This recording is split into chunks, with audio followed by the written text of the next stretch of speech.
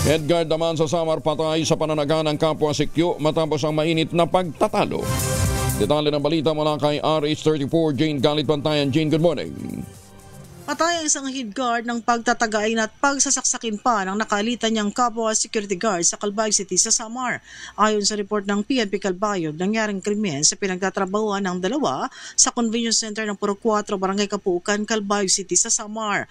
Agad naman narumisponde ang mga tauhan ng Calbayog City Police Station sa pamumuno ni Police Lieutenant Colonel Dean Verriveta, ang hipi ng Calbayog CPS, matapos makatanggap na nasabing ulat. Kinilalang biktima na si alias Baby, 56 na taong gulang residente ng Barangay Carmen, Calbayog City sa Samar. Samantalang suspect naman nakilala na si alias Sep, 46 na taong gulang residente ng Barangay Obrero, Calbayog City. Ayon sa report ng PNP, habang nagsusupervise ang head guard, nagtalo umano ang dalawa sa lugar kung saan nangyari ang nasabing krimen.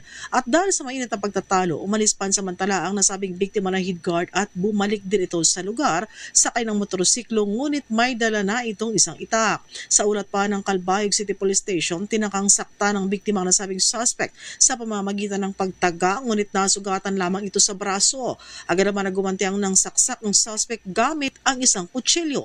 Bumagsak ang biktima ng saksakin, hindi pa nakontento, pinagtataga pa ng suspect na nasabing biktima ng sunod-sunod ng maagaw ang dalang itak.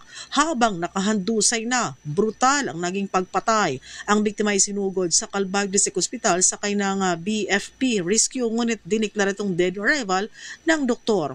Agad nagsagawa ng hot-pursuit operation ng mga tauhan ng Calbayog City Police Station. Katuwang dito, ang 4th Maneuver Company Regional Mobile First Battalion. Ngunit, ang suspect ay kusang sumuko rin naman sa punong barangay ng Barangay Obrero at isinuko sa Calbayog City Police Station.